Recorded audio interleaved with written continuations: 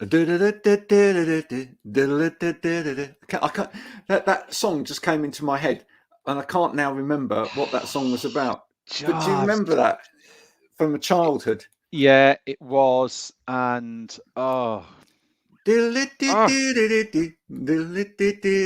a cartoon? It was something like that. Any of you that are watching, listening to this out there, if that little earworm suddenly comes across you, Yeah. and you go, "Oh, I remember what that was as well." Is there an app that you can open on your phone and you can do that and it will kick the answer back to you? Well, yeah, but it depends on how well it understands your singing. Doing. Yeah, your doing. It's called Shazam. But I'm pleased that you did. A lovely little segue, by the way, Stephen. I see what you did there, because that's all about clever AI coming in and being able to determine from some pretty poor data, what something is. And we'll talk all about AI throughout this show to our special guest today, who will be coming on in a minute. Yes. But Stephen and I, hello everybody, by the way. Hello. Good afternoon. Good afternoon. Welcome to Wow Ergonomics. It's midday and all of that sort of malarkey.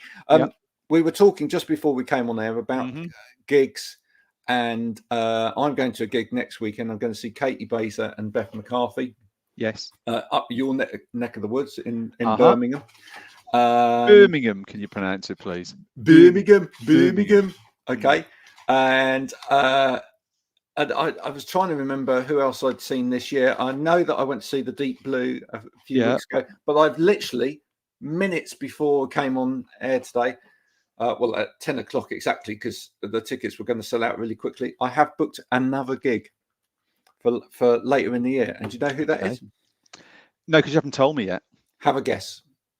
Oh, clue of some description? Well, she left me on Friday. Do you know what the first thing that came into my mind was? Craig David with the old Monday, Tuesday. And then it wouldn't be you going to a Craig David gig, but that was the first thing that came to my mind. The thing is, what we're trying to do with this program, by the way, is we're trying to go for gold, right? But maybe we're just chasing rainbows. Oh, it's Oh God! You know when you see someone on a quiz, you know when you see some. Listen, you know when you see someone on a quiz on the TV, and you know the answer, and you're going, "How could you not bloody remember the answer?" That's what's. Shed 7. Yes. Shed 7. Sorry. I love that. My mind just went completely blank. At that point, I think we have to bring our guest in. Pratheesh. Yeah. Hello, sir. You're on mute. Hello. Stephen, lovely to be here. Oh, great to have you. Don't you just love that? That is a main reason why we perhaps need AI, is because, especially when we get to a certain age, our mind just can't remember things. And maybe we need AI just to help us remember by picking up on things. For people that don't know you, just explain who you are. Give us a little introduction. Well, okay. I'm a real person, not a bot. First of all, get that out of the way. My name is Pratheesh Chambeth. I'm the founder of a very smart bookkeeping solution, which is called Capiso.com, where we sort of try and blend tech, including AI, machine learning, but with a sprinkling of human intelligence on top, to make sure we provide a human touch to the actual end solution. So that's me, essentially. And that is, as we talk about it throughout the show, that will become blindingly obvious that kind of blended approach is partly where we're going, but also really, really quite relevant and important. So yeah, let's talk about AI. It's kind of the thing that's been one of the most talked about subjects on social media and in the press and whatever over the last few years, hasn't it? It's completely become, here, there, and everywhere. Why, for a start, both of you, why do you think we just talk about AI so much? Media, for one. I mean, this is my personal view. AI has been around for a long time. It's not like something new. Everything, including the large language models, they have been around for a while. The algorithms that are being used, some of them are ancient. So it's just, I suppose, since the release of ChatGPT into the public domain, that's when it gained popularity, because it was probably the first software as such which just, I don't know, it went from 0 to million over a number of days. The adoption was phenomenal, and that kind of added to the buzz. But you're not saying that it is not great. It is absolutely amazing stuff. But it could be a multitude of reasons, I think, why AI has certainly become the hottest topic. Almost every single person or software out there is now an AI expert. Yeah. Including me. One of the things I want us to talk about today is, and obviously we'll talk a bit about your solution as well in the middle of all of that, but I want us to talk about sort of AI from a sort of health and well-being point of view. You know, back in the day, I remember like everybody going, one day we'll have the paperless office. Do you remember that? Do you remember like when everyone was going, in the future we'll have a paperless office, and it never did you notice there, Graham? Sorry, did you notice as soon as you said it, the three of us started laughing? Because it's one of those things that is been talked about. I mean, you know, my background and your background, Graham, we worked in the office supplies industry. I mean, I started there in the early 2000s, and it was something that was always this paperless office, and you're still 20 odd years still on, and it isn't happening, and it won't happen. No one's saying the consumption hasn't slightly dropped, but I've been into offices this week, 2 different offices, 2 different organizations, paper flipping everywhere on desks. It's a bit of a fallacy that paperless office just made me, as soon as you said it, the three of us at the same time started sort of chuckling to ourselves. So, but I think it's a good analogy, because I think that's the similar kind of analogies we're now having with AI, which is that, you know, the bots are coming, it will take the work, what are people going to do in the future, etc. But on the one hand, technology is helping to stop people do stuff that they shouldn't have been doing because it's grunt work. On the other hand, it's making the pace of life faster, is it not? And actually that's meaning that the pressure is on for all of us to do more quickly. Absolutely. You heard of the email paradox, where when we moved from the older ways of pigeons and letter writing to email, and then subsequently instant chat, the thinking was, okay, now things would be much streamlined, we'd have less to do because the communications are faster. But what happened? The exact opposite. Now there's more communication happening, which puts more pressure on us to do more based on all those communications. We need to reply to it faster. Yeah. So yeah, as you said, paperless office, the same concept. Regardless of how much efficiency we build in to any aspect of our life, I don't think humans inherently are capable of sitting back and relaxing. That's just not interesting. No, that's an interesting concept, isn't it? And a really interesting point you said about emails there, Pratheesh, is if you think about it, in the old days, he says, I'd have just picked up the phone to Graham. We'd have had a conversation, we'd have sorted it. Now, someone sends someone an email, someone replies. It's not quite the answer they want, so an email goes back. And it's like email tennis, isn't it? Where actually, if you pick the phone up to someone and have a conversation, you can sort of get it done within about 30, 40, 50 seconds. Well, the email thing can just drag on for days and days. And you go in, it's like, where did that trail? Look where it started. You scroll, and it started with a very simple, probably request that has just turned and evolved into something that's, 3 miles long on your screen. And it's like, how did we ever get to that point that we stop speaking and we just simply just type and press send? Well, yeah, it's interesting you should say that, because I had a whole conversation with someone we all know about email earlier in the week, because I wasn't using email in the way that they wanted me to use email. So I got told that is the case, and I said, oh, sorry, and I'll start using it the way you want me to. But I did say, well, mainly I don't tend to use email. I tend to use WhatsApp, or we don't like using that. But this is the thing. We've got so many communication pipelines now. Yeah. Everybody has their preferred thing, because we've all kind of gravitate towards our preferred way of working. I think a lot of us struggle with communication, mainly because we don't necessarily, and this is what I was saying back to them, we don't necessarily have a conversation about communication and how we want to communicate and what the boundaries are of communication and whatever prior to starting communication with people, right?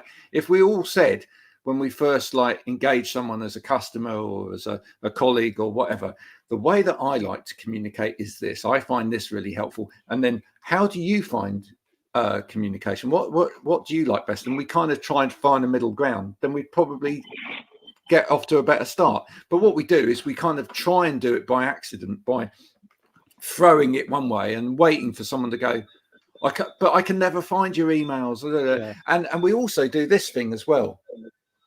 To anyone out there that's that this resonates with, do put your hand up. But we start a conversation in one place and then we take it over to another place. So we start by email and we're having a conversation, and then suddenly we're having that conversation on LinkedIn, and then we go to WhatsApp, and then we're in Slack or Teams or whatever, and suddenly that one conversation is taking part in 20 different places. You're right. I mean, look at the way we communicate, Graham. We WhatsApp, we occasionally text, phone, LinkedIn Messenger, and it's like, and as you say, we tend to go across. I mean, we were talking this morning on WhatsApp, and then you sent me a LinkedIn message, and it's like, now I know why you did that, because that's the way we always communicate about this show, through LinkedIn. Yeah. But it's the fact that we're guilty of it ourselves, just me and you, are the fact that we go across so many different sort of platforms, don't we? And as you say, you can lose the thread, you can lose the purpose, you lose the trail, the history of the conversation, and that's how things can just get very, very complicated. Well, I loved what one person that I was communicating earlier this morning, their tagline on WhatsApp, they've changed it to "Send me a fax," which I love. For any of you that are, perhaps Generation Z and they've never seen a fax machine, it was a really smart way of communicating, because you couldn't miss it. There would literally be a mess on the floor by this machine. It had rolls of thermal That's paper. An interesting question. We've sort of gone, I know we sort of drift off topic and come back. Do businesses still have a fax machine almost as an absolute backup if everything else in the world failed? Do businesses have somewhere in a dusty little corner room a fax machine desperate to be used when there's been some massive problem with the internet or something? Or is it just not a thing anymore at all? I'd love to know. I certainly don't have one. I have seen some in legal offices, lawyers. Yeah. Yes. Yeah. Well, because there's a profession that's, generally antiquated when it comes to technology, or takes a little bit longer to adopt, should we say, and maybe, and sometimes there's reasons for it as well. I mean, it's like when I first started off as a journalist, it was really interesting because we had digital recording even back then in the day, and yet you couldn't use, at the time, you had to learn T-hand shorthand on a notepad. And the reason being is that you couldn't use a digital recording at the time as submissible evidence in a court of law, but you could submit written notes, T-line notes or Pitman notes on a shortpad. Yeah. Because the digital recording could be changed. Which kind of brings us back into the AI thing as well. I mean, one of the negatives of AI, or that's been thrown at AI, is that it's what it does is it kind of produces stuff which isn't authentic. It isn't real. It's creating stuff out of pre-existing stuff. But that could be said about any human work as well, Graham. Is there anything authentic at the moment?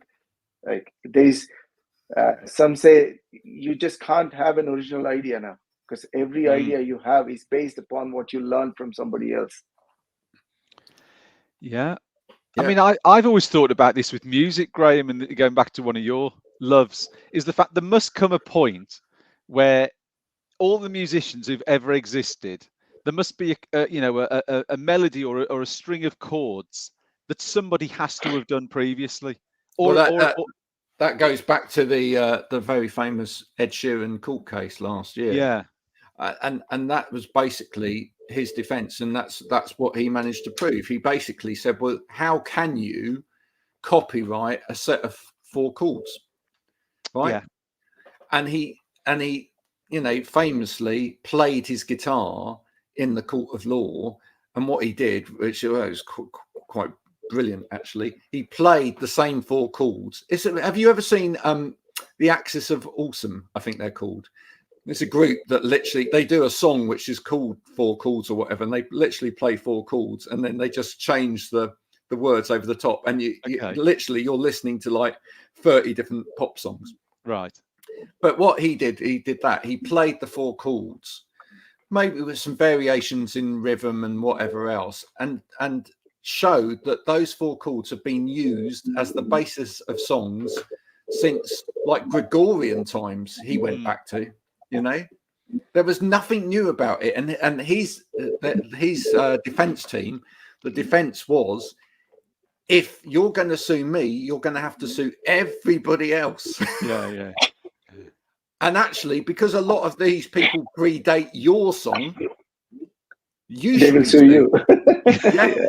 You've gone from the prosecution side to the defense side very, very quickly. Yeah. But because it's nonsense, I mean, and it kind of started, all of that kind of thing started really in the sort of 80s and whatever, when samplers first came in and people were sampling people, and then there were initially there were an awful lot of court cases because it was, people were like, well, they've sampled half my song, but clearly, if you're able to make something completely different out of somebody else's, you've generated a new piece of art. And every musician that I've ever interviewed on the music show, whatever, will say, that you can hear the influences, you can hear where it's come from, but they've created something new. They've created something fresh out of it.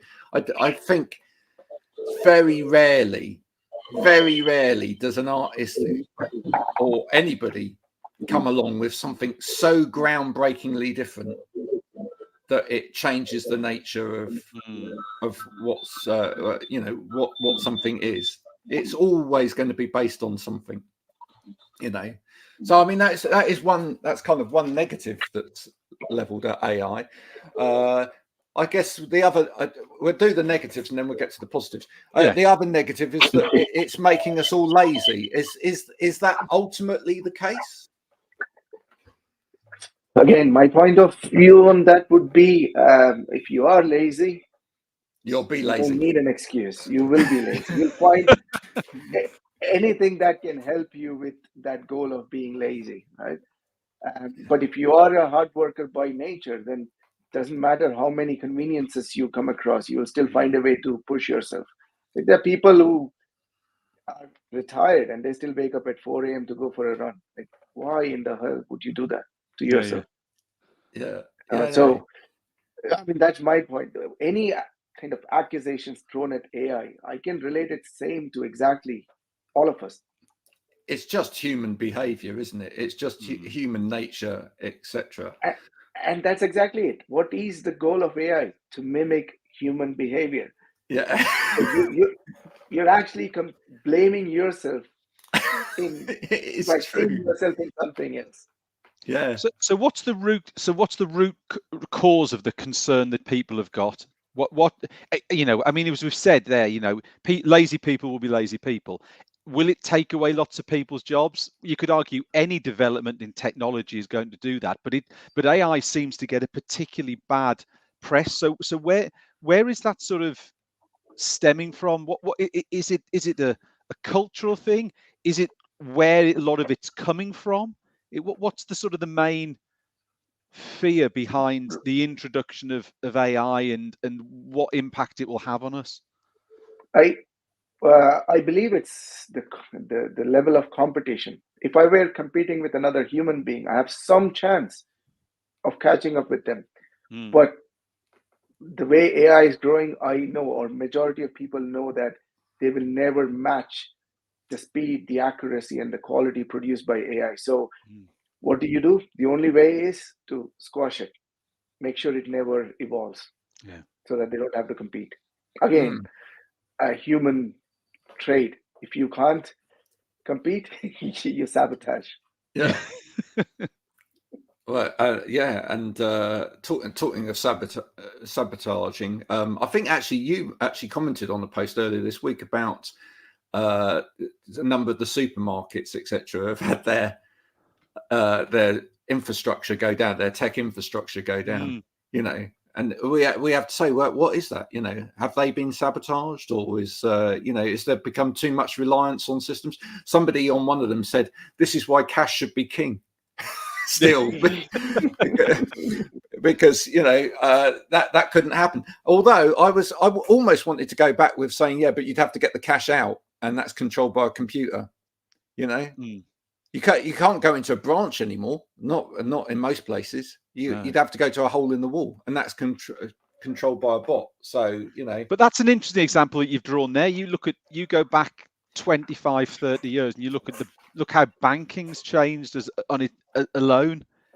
The historic way that people used to actually formally go and get cash out, do all your transactions in a branch. I mean, the number of branches is just absolutely minuscule to what it was even 10 years ago, 50.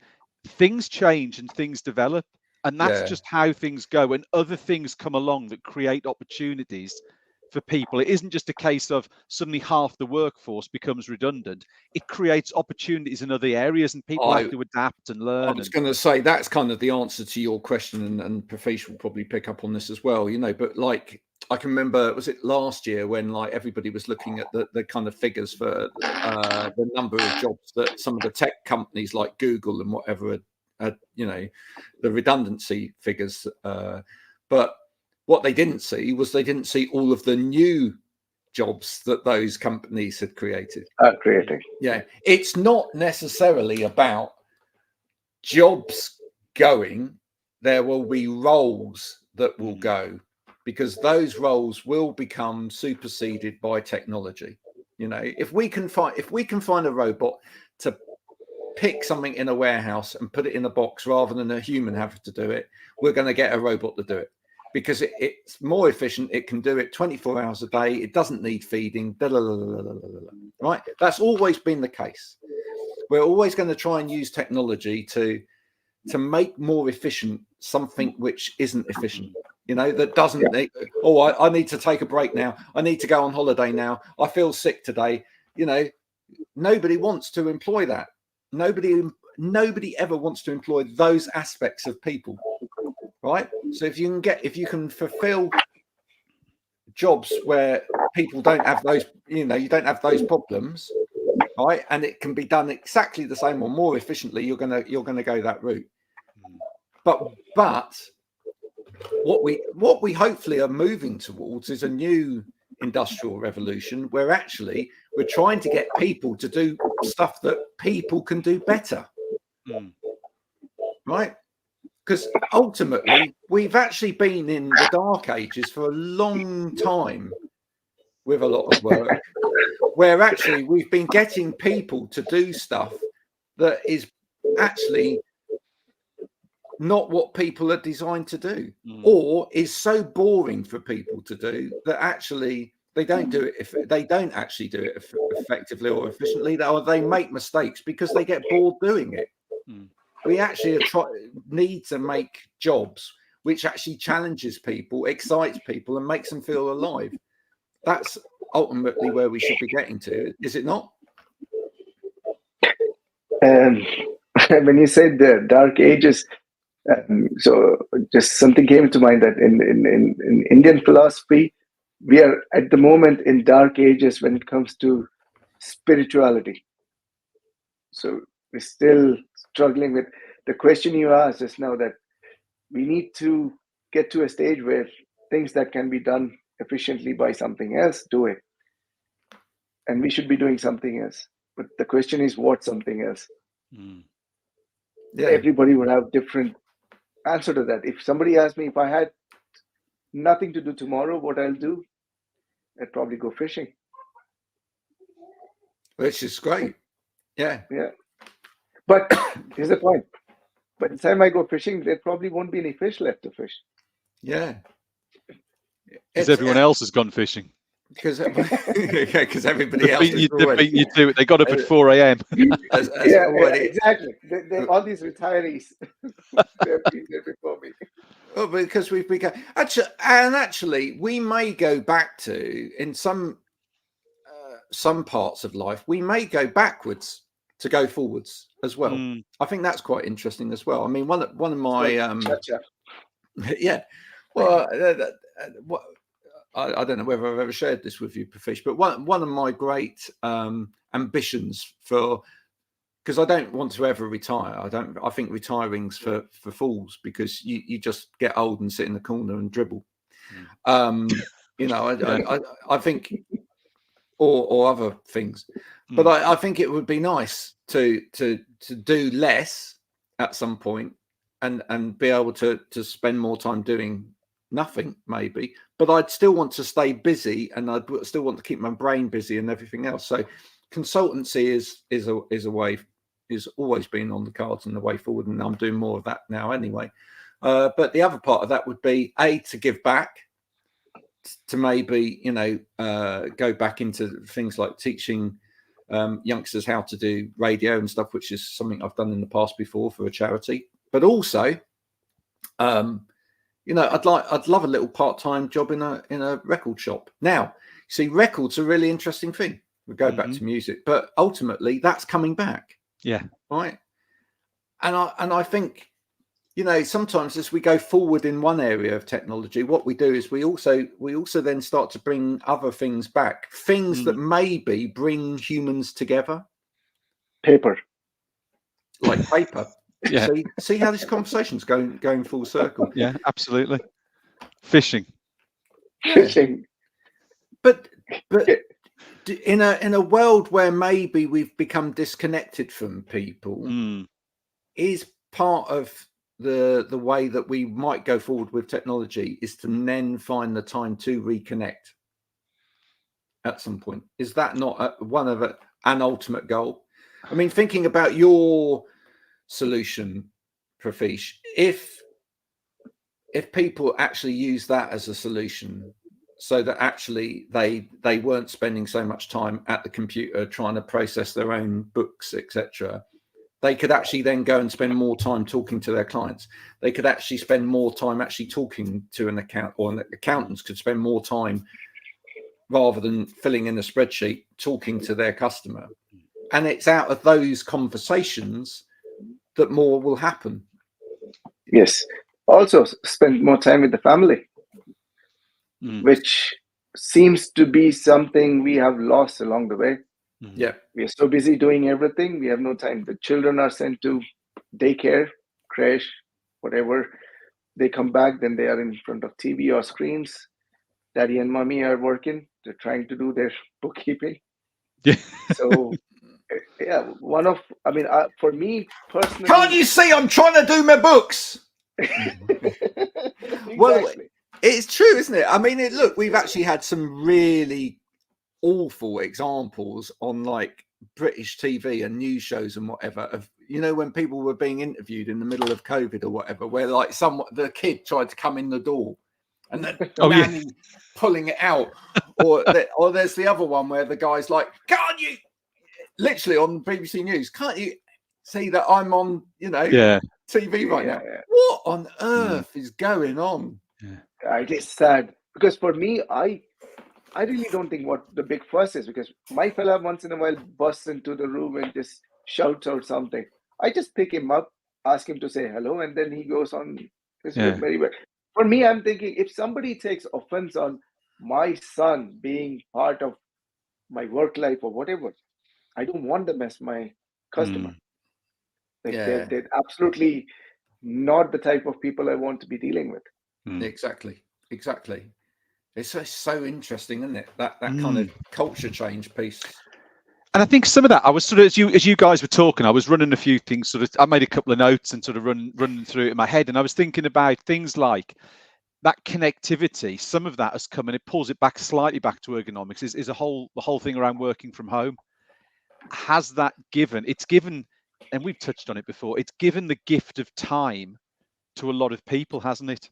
So yes, there has been in effect, it is technology, because it's things like this platform, in its Teams, in its Zoom. But what that technology has given us is the ability to not have to commute as long, and therefore at the end of the day, it could be the start of the day. You hear about a lot of people who go to the gym before work, or go for a run before work. And at the flip side, it's created space at the other end to take up hobbies and more time with the kids. So actually technology tying into working from home has freed us to sort of create, to a degree, an element of connectivity or new hobbies or things like that. So, whilst we wouldn't call commuting, I know you say grunt work, Graham, but actually it's sort of dead time, isn't it? If you leave the house at 8 and get to the office for 9, and you do 5 till 6 at the other end, there's 2 hours of absolutely dead time. You're giving the gift of time back by embracing the technology and going, there's 2 hours, go and fill those 2 hours 3 times a week. And you're going, well, hang on a second, that's 6 hours over and suddenly it starts adding up, and you can give that time back by adopting different types of technologies, working practices, AI, working from home, whatever it would be. I just want to acknowledge, by the way, we are live, and unless you're listening to this back, because then we're not live. But we are live while driving. We are not robots. No. And so I can see a whole load of people watching. If any of you have any questions or comments you want to put up, please do type them into the thing, and we will answer any questions on AI. What about if someone uses like some sort of AI technology to raise a question? Are we able to sort of filter these questions out, or we just take them as they come? Well, would you know whether it was AI or not? That's a really good question. That's a really good question. One of the other points that I wanted to cover, and let's talk about this, is it makes me laugh when, especially on a social media platform, somebody goes, "I'd never use AI." And the reason that makes me laugh is because every social media platform that's out there is driven by AI. Yes. I am convinced it's a bit like it's a bit like electricity now, AI. It's a bit like I remember growing up as a boy when people would say, I'm never going to buy a washing machine that's got a computer in it. Every washing machine's got a computer in it now. Every single washing machine, right? Everything, pretty much everything that's online now has got AI in it. So when people go, I never use AI, I bet they do. Yes, I bet you if I looked at their work mode, the way that they work, etc., I could probably find a piece of AI that they're using, even if it's just something similar, simple like Calendly, for example, or some kind of booking system. How do you think that works? How do you think that works? It uses AI. It uses AI to look at your calendar and decide where this is going to, what spots are open and where it's going to be. It uses AI. But does that not go back to what Pratheesh said earlier around it's the media driving what the people's perception of AI is? I think people have got it in their head that AI is something that if you want to write an article or a news or a publication or a piece of music, it just does that. I think that's what people's got to, not narrow-minded, they've got a narrow view of it, because what's being fed by the media is the whole chat GPT thing around this can do all of this for you, but actually that's just scratching the surface of what AI is. It's one stream of a wide offering that AI can give you. Yeah. Can we just talk, Pratheesh, can we just talk about that? Can we just give like some sort of like tech background in terms of what sort of AI is out there, and what people are using in terms of embedded AI in systems? Well, first thing, when I was listening to Stephen, you were saying about AI, and Graham, you said everything has AI. The one confusion I have found almost majority of people I speak with about AI is they do not really understand the difference between AI and automation. Right. Yeah, that's fair enough. Right. So if a computer does something, they think that's AI. Not necessarily, but because I try and tell them the simplest definition would be automation is repetitive tasks. You just create something, whether using a machine or a software, to keep doing that over and over again without any change. External inputs do not get it to change that process. When AI is involved, it requires one critical component called as learning. So an AI supported system needs to be able to take in new information, reason, analyze, and learn from it to adapt its response for the next set of iteration. So it's the learning component, which we generally call it as machine learning, is what makes the difference between something that's AI, truly AI, and something that's just an automation, right? So, but coming back to your question, Graham, I believe nowadays almost everything is in some shape or form affected by an AI process at some stage in its life cycle. Yeah. Right. Any electronics needs to use a chip. Chip design is heavily influenced by AI-based processes because they are looking at how to optimize, how to reduce the size, how to reduce the power consumption, and that requires a lot of AI-based modeling, right? So if you start from there, yes, we use AI for almost everything. We are alive because we are AI. We go to the doctors who scans us with anything. It is developed because there was an AI used in its development some stage. So, and now it's, I was trying out something recently, and I was just at the brink of being tired, and the machine shouts out at me that I think you should take a break and do some stretching. So it's obviously watching what I'm doing, what my patterns are, and it has recognized that whatever I've done in that last couple of minutes means that I am tired and I need a break. So yes, your smartphones now are really smart. Your machines, they are AI based. The likes of Apple, Facebook, they're all heavily investing in AI. So there's absolutely no escape unless you retire and run off to some island where you're cut off from the rest of civilization. Even then, you'll probably watch satellites and planes passing by. Yeah. No, absolutely. Any really good examples of subtle AI that you've everyone's come across that you just like work out of the box and you just think you almost seamlessly fit into your day, but you actually think, oh, that's quite clever. I'll give you an example. So we recently joined the Odeon Cinema Club thing. So we can book tickets all the time. And what you do when you book the ticket, you book it at a cinema, obviously, right? And it knows the location of all of those cinemas. Yeah. So this is really clever. So when you get your phone out, I've noticed this. When you get your phone out at the cinema, when you arrive, it automatically has the pass ready. Because what it's done is it's used a bit of technology to go, I know where you are. I'm now going to open this and I'm going to do that. Right. Wow. That's great technology. Right. And it learns not only where you're going to go, but it also then learns like, oh, you're likely to looking at last time you ordered the popcorn, but you didn't order the drinks or whatever. So it starts then suggesting more to you. Right. Which is all lovely bits of tech like that are quite nice because it just takes a part of your thinking process out of the equation. Anything else like that? Well, speak of any item that you'd like to buy near your phone and then open Facebook. Yes. Yeah, and it will know. Do you know what? See an advertisement for it.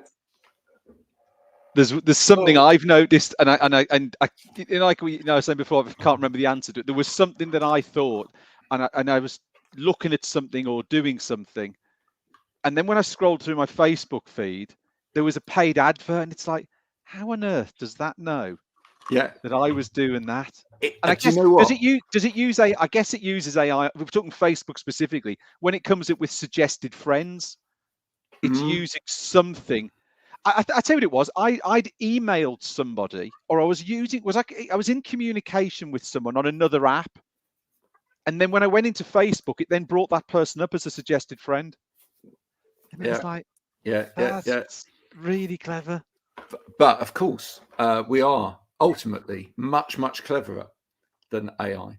And the thing that makes us cleverer as AI is that we still can act randomly, right? Yeah. So because learning is based on patterns, and it's based on previous knowledge, etc., and previous information. But where we can still be amazing as people is that we can think outside the box. Yeah. And computers will take a long time to really get to a point where they are getting better at it, but actually all they're doing is they're understanding when we do think outside the box what that looks like, and they're modeling around that. Yeah. But as long as we as humans continue to think outside of the box in a really weird, nuanced way, we will be cleverer than it. And talking about the sort of your phone doing this, my sons have worked out how they fool it. Right. Okay. So one of my sons showed me the other day. He literally he said, "Oh, you should see my YouTube feed at the moment." And what he'd done is all his YouTube feed was Star Wars, and he'd literally he said, "Do you know how I did that? I sat there with my YouTube open and I went, Star Wars, Star Wars, Star Wars, Star Wars, Star Wars." And he just talked about different things about Star Wars. And he goes, "Look, my whole feed's Star Wars now." Yeah. So, we get clever. We get clever at the same time. We start to go, oh, actually, see, oh, that's clever. The technology's doing this. We can fool it by doing this, or we can make it do this by doing this, and that's the challenge for developers, is to try and get the technology to become more human. It will never completely become human. So, and talk about that for a minute, Pratheesh, before we go today. With what you're doing, why are the humans still really important in terms of that whole process? I believe it goes back to the essential concept of being human. We are social creatures.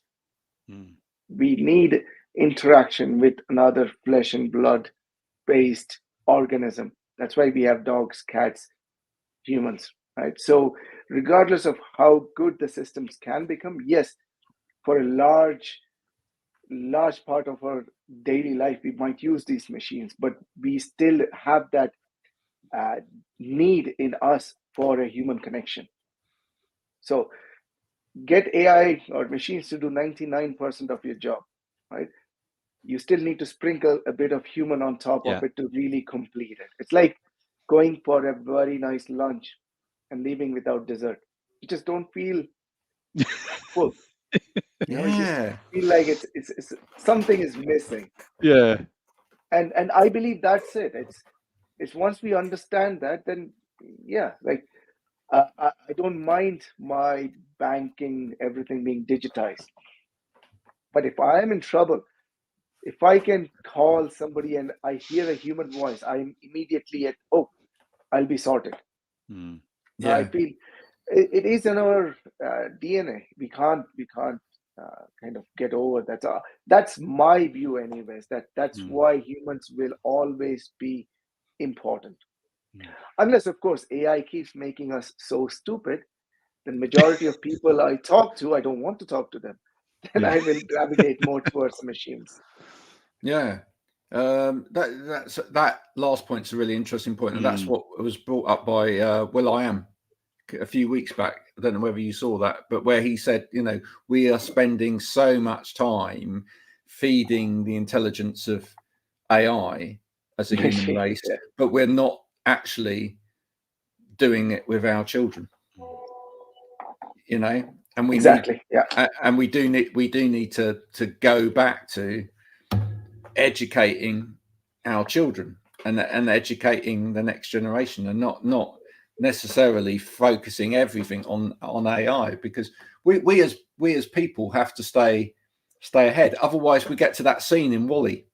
Do you all remember WALL-E?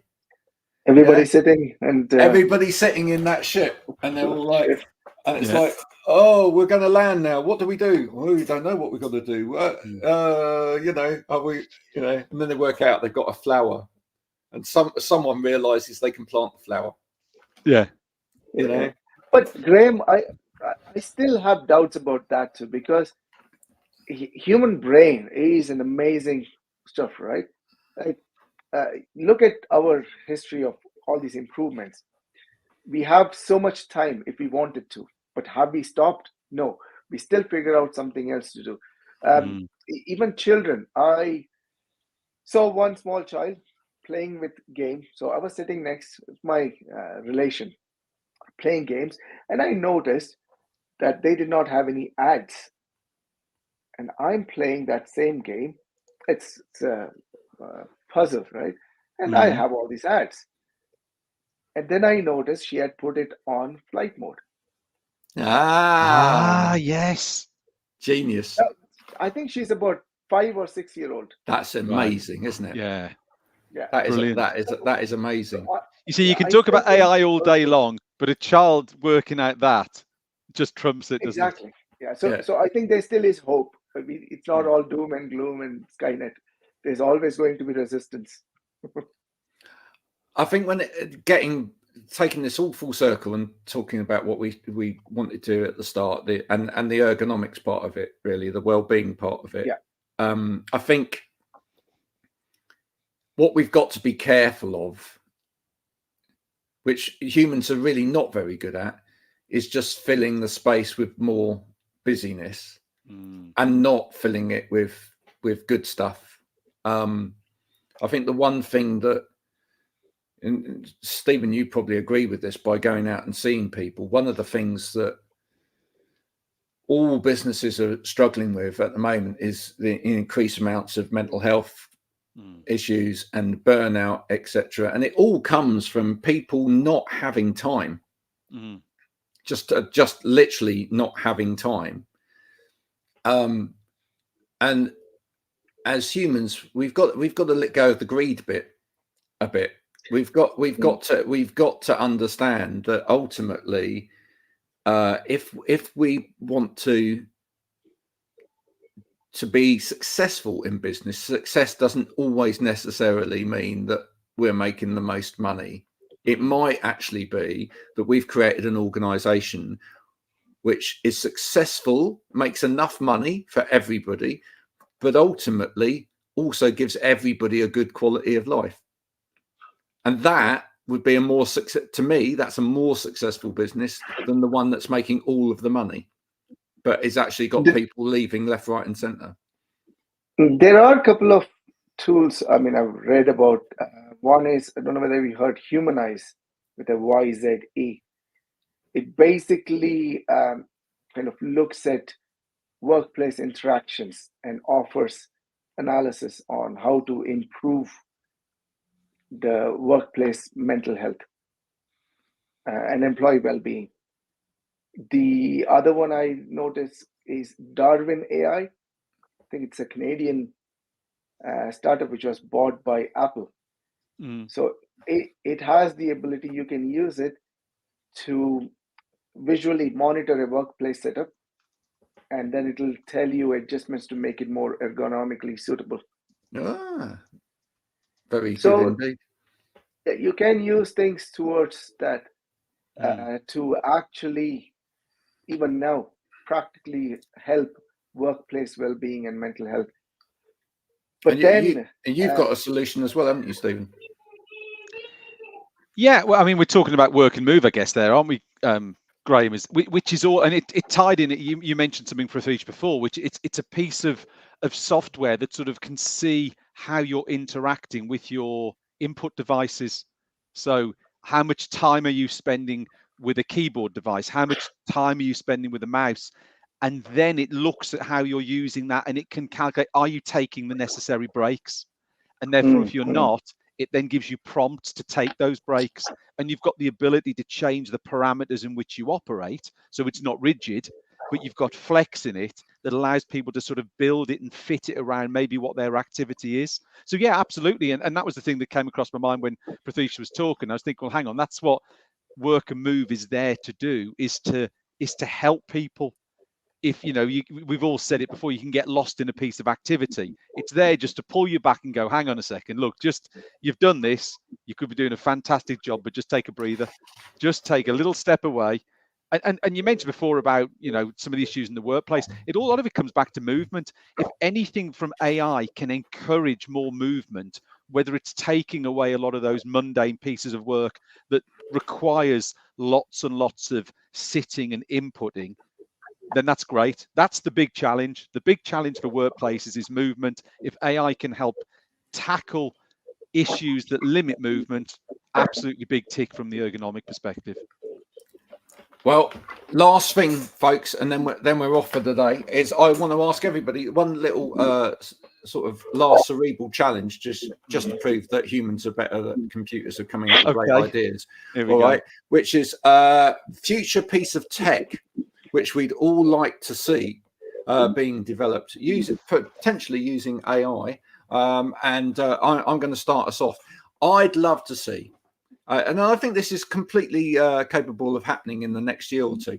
I'd love to see, with the fact that we can now produce realistic avatars of people that actually look like them, using artificial intelligence. I'd like to see an AI adaptation of ourselves that can actually sit in Zoom meetings for us, so that we can be off fishing whilst it is taking the meeting for us. And then actually, if you pull up all of the Zoom meetings you have in the day, if that could be taken up by a computer, that'd be marvelous. What my concern? I don't think we're a million miles away. What would happen to this show? What would happen to this show? If we had AI equivalents of me and you, well, I suppose we could go fishing, couldn't we, on a lunchtime? Who's to say this isn't AI? Exactly. But the AIs would be talking about how to be more human. Yeah. Yes. Yeah. They probably want to become so good that they can go fishing with us instead of sitting at the Zoom.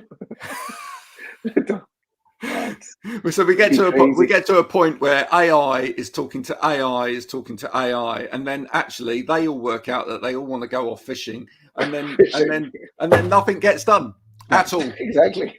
Brilliant. Except lots of fishing. I love that as a concept. Except the fishing, and that's where all the fish will disappear. Yeah. Now humans and AI. AI with a fishing rod. Maybe I have to do a post following the show with a picture of a robot fishing. Stephen, anything from you? If you could see it develop? Oh goodness! I mean, something to save people and you know this from having spent lots of time in the car. Something to make me spend less time in the car. So something that would replicate maybe something that I go and do that I'm needed to do in person, that I maybe do a lot of driving for, that means I don't have to necessarily do that. So I think that's one of the dead time to me is one of the big things, and a lot of driving to me is a lot of dead time. So actually, I'll take that back. Something that can help reduce dead time sat in the car, whatever that would be, whatever it might look like, something to focus around that. Yeah, that's a big challenge. Well, you said whatever I wanted. That's what I wanted. Yeah. That's an interesting one. Pratheesh, any ideas? For me, it would be if we could build an AI, or an AI could build an AI which would teach us the basic essentials we need, like go out into the woods and jump around. The basic fundamentals of life. What do you need? You need food, sleep. Well, you can procreate, but not at a young age, anyways. So to be able to get our brains disengaged from all the distractions and look at the core needs of a human being. Yeah. I don't know how that is possible. If that it's interesting. It's almost like, I mean, I've been doing Duolingo all week, and Duolingo, if you've ever tried it, as you learn a different language, which is a great thing, a great skill to do, learn a different language. But as you do it, it gamifies the whole thing. Maybe we may end up at a point where we use tech to gamify life, to make us more interested in life again. You know, oh, you scored 1 million points today because you took a break. Actually, look what you did today. You went out and you actually met people. There, you score extra points for that. You know, it sounds ridiculous, but maybe it isn't. No, true. Yeah. Maybe it isn't. Make people want to actually live normal life. In fact, as I was saying that, I actually realized that whilst I was playing Duolingo, an ad came up for another app which actually pays people money to go walking. Oh, where do I sign up? Well, yeah, it's all available there on the App Store. That what people are doing now is they have incentives where if you walk 10,000 steps a day, you do so many days at 10,000 steps or whatever, they will put money into your bank. Right? Because, and it's probably tied into government schemes of health incentives to get people out walking and whatever else. Yeah. And if they can prove that's where you can build a robot to do the walking for you and tie that watch wearable on it. Whilst you're still fishing. Yeah, where you're fishing. Go and do the 10,000 steps. Here I go. Listen, this has been a fantastic chat today. Pratheesh and I will be doing a new live coming up soon, which will be AI Unboxed. I think a lot of people have already, we put out a little teaser yesterday and it immediately got a great response. I think a lot of people are looking forward to that. I think the first bit of tech that we're going to be looking at is a piece of AI that lets you build your dream house. Yeah. Everybody that I know wants a house. So I was like, yeah, this would be pretty cool. Yeah. It literally lets you design your perfect house, and then it draws the floor plan and everything else, so you're there ready to go. But we'll be looking at interesting pieces of AI every week, and being generally honest about it as well. You know, the good, the bad. You know, does it actually work? Does it say what it does on the tin? You know, we'll be trying to break it. So, and if you want to see us try and break it, and you want to take part as well, all you need to do is come and watch and throw questions, and we will put those questions to the AI and try and make it break. You know, it's good. We'll see whether this stuff actually works or not out of the box. Better than watching someone open up literally a cardboard box on YouTube. I mean, I don't know why people do that. Until next time, this has been a great conversation. Thank you so much to Pratheesh today for coming on. Cheers, Pratheesh. Good to see you again. Pleasure to be here, guys.